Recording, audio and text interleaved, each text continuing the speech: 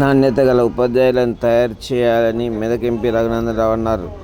తెలంగాణ రాష్ట్రంలో విద్యలో మెదక్ జిల్లాను మొదటి స్థానంలో ఉంచాలన్నారు. మెదక్ ఎమ్మెల్యే డాక్టర్ మైనంపల్లి బలరాం 11 కోట్ల రూపాయలతో నూతన డైట్ కళాశాల భవనానికి శుక్రవారం సాయంత్రం భూమి పూజ చేశారు. మెదక్ జిల్లా ఆవేల్గన్పూర్ మండలంలోని డైట్ కళాశాల వద్ద నూతన డైట్ కళాశాల భవనానికి హాస్టల్ మెస్లకు స్థానిక ఎమ్మెల్యే మైనంపల్లి బలరాం, మెదక్ ఎంపీ రఘునందన్ రావులు భూమి పూజ చేశారు. మెదక్ ఎంపీ రఘునందన్ రావు మాట్లాడుతూ మెదక్ జిల్లా నాణ్యమైన ఉపాధ్యాయులను తయారు చేసి సమాజానికి అందించాలన్నారు. ఉపాధ్యాయ వృత్తి పవిత్రమైన ఉపాధ్యాయ వృత్తి పట్ల సమాజానికి మార్చే శక్తి ఉందన్నారు. వచ్చే విద్యా సంవత్సరానికి కల్లా నూతన భవన నిర్మాణం జరిగి తరగతులు మొదలు కావాలని తెలిపారు. సందర్భంగా మైనంపల్లి బలరాం మాట్లాడుతూ మెదక్ జిల్లాలో 11 కోట్ల రూపాయలతో నూతన డైట్ కళాశాల భూమి పూజ చేయడం జరిగిందన్నారు. తెలంగాణ రాష్ట్రంలో మెదక్ జిల్లాను విద్యలో మొదటి స్థానంలో ఉంచమన్నారు. చదువుకోవడం వల్లనే ఉన్నత శిఖరాలకు అధిరోహించవచ్చని, చదువుకోవడం వల్ల మానవ వికాసం జరుగుతుందన్నారు.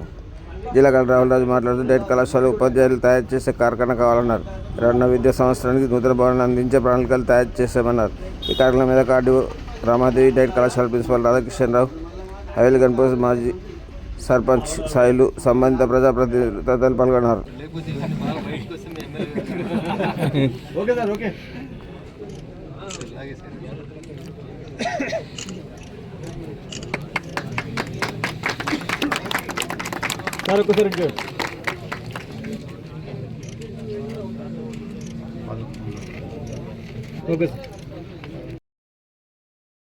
బాగుపడాలి, ఏ దేశమన్నా బాగుపడాలంటే విద్యారంగం లోపల మనం ముందండి ఉండాలి. ఇందాక రాధాకిషన్ గారు మాట్లాడుతూ ప్రిన్సిపల్ గారు ఈ రాష్ట్రంలో 2 చోట్ల మాత్రమే ఇట్లాంటి ప్రత్యేకమైనటువంటి భవనాలకి రాష్ట్ర ప్రభుత్వం మంజూరు ఇచ్చింది. ఒకటి కరీంనగర్, 2 మెదక్.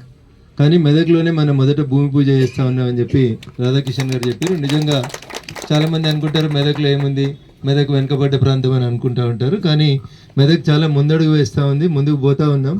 మన ప్రాంతం గురించి మనం గొప్పగా చెప్పుకోవడానికి ఇది ఒక అవకాశంగా మనం దీన్ని తీసుకోవాలి.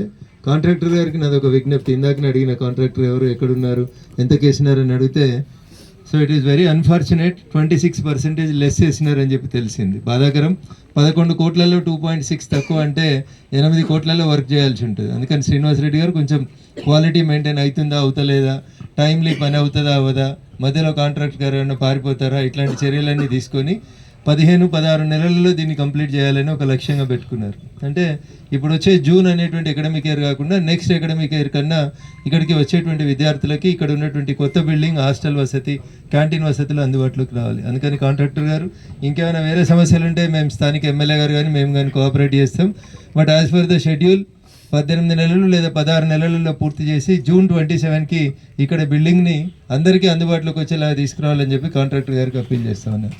పోతే కలెక్టర్ గారు చెప్పినారు, ప్రభుత్వ పాఠశాలలలో చదువుకునే విద్యార్థులకి చదువు చెప్పే సార్లను తయారు చేసే ఒక బంగ్లా మనం ఇక్కడ కట్టుకోబోతా ఉన్నాం. స్వామి వివేకానంద గారు ఒక సందర్భంలో చెప్తాడు, the destiny of a nation is decided in the 4 walls of class room అని. ఏ దేశ భవిష్యత్తు అయినా తరగతి గది యొక్క 4 గోడల మధ్యలో నిర్మించబడుతుంది. రాహుల్ రాజు గారు కలెక్టర్ అయినా, రోహిత్ గారు డాక్టర్ అయినా, రఘునందన్ రావు అడ్వకేట్ అయినా మమ్మల్ని అందరినీ ఈ స్థాయికి తీర్చిదిద్దింది మాకు విద్యాబుద్ధులు నేర్పించినటువంటి ఉపాధ్యాయులే.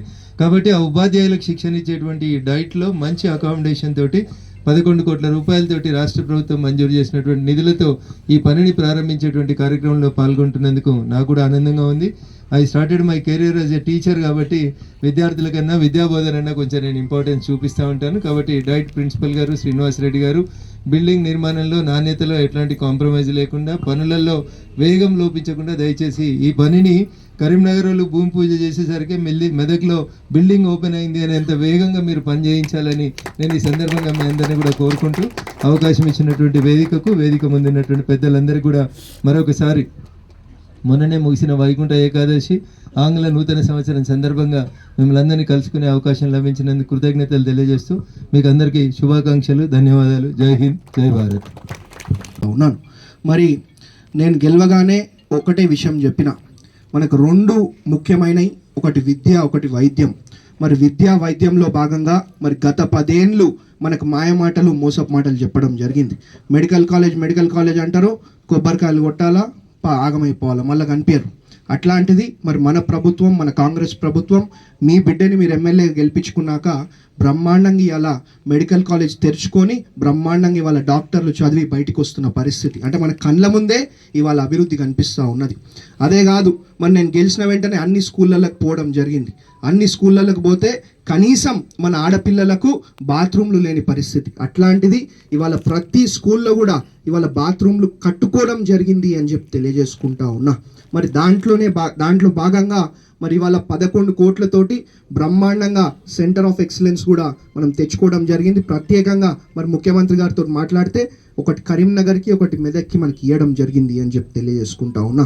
మరి ఇదే కాదు, బ్రహ్మాండంగా మరి విద్యను, వైద్యను మెరుగుపరిచే విధంగా బ్రహ్మాండంగా అభివృద్ధి, సేవా, సంక్షేమ కార్యక్రమాలలో మెదక్ నియోజకవర్గాన్ని ముందుంచే విధంగా మరి నేను పనిచేస్తా అని చెప్పి మీ అందరు కూడా ఇంకొకసారి మాటిస్తూ, మరి అదేవిధంగా ఇంతకుముందు గౌరవ ఎంపీ గారు చెప్పినట్టు మరి పనులు వేగవంతంగా ముందుకు తీసుకుపోతూ నాణ్యతలో ఎక్కడ కూడా మరి మనం తక్కువ కాకుండా మరి చేసుకుంటూ ముందుకు పోవాలని చెప్పి మరి మీకు ఇంకొకసారి విజ్ఞప్తి చేస్తూ ఈ అవకాశం ఇచ్చినందుకు నా ముందున్నటువంటి మీ అందరికీ, వేదిక మీద ఉన్నటువంటి పెద్దలకు, గౌరవ ఎంపీ గారికి, కలెక్టర్ గారికి, ఇతర సంబంధిత అధికారులకు, నా ముందున్నటువంటి మీ అందరికీ కూడా ఇంకొకసారి పేరున మనస్ఫూర్తిగా హృదయపూర్వకంగా అభినందనలు, ధన్యవాదాలు తెలియజేసుకుంటూ ముగిస్తాను. Thank you.